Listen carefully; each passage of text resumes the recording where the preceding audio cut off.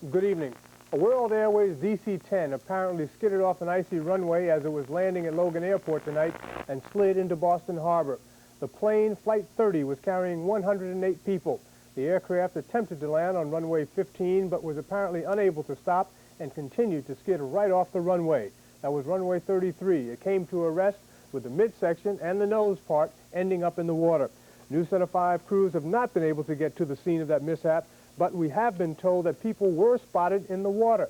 That is not confirmed, but there are reports that people may have ended up in the water. We do have several crews, as I said, at Logan Airport. We go now live to Martha Bradlee and Clark Booth. Jim, the only crucial question now, the most important question for sure, is did all of those people get off that plane? And now, 3.5 hours after the crash, we aren't sure. It has been very confusing here, as you would expect.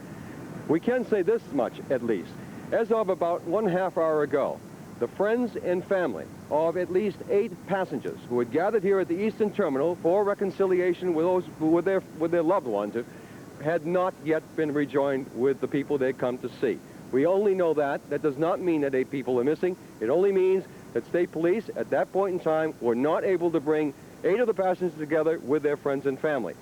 There has been, and the state police have stressed this again and again, enormous confusion here, partially because of the weather. We do know that there are a good many crew people and a lot of officials out at the crash point.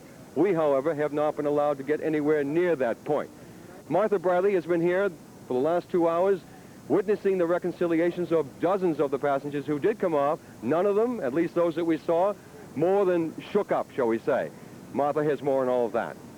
Clark and Jim, everyone around the crash site tonight probably ended up in the water at some time. We should clarify that, because the way they evacuated the plane was down those chutes that we all read about when we're on airplanes. They were inflated, and the people ended up in waist-deep water and waded to the emergency vehicles on the side. So those people got out all right. Whether the other people are still in the water, we don't know. We have heard here numerous reports, as did all of the relatives.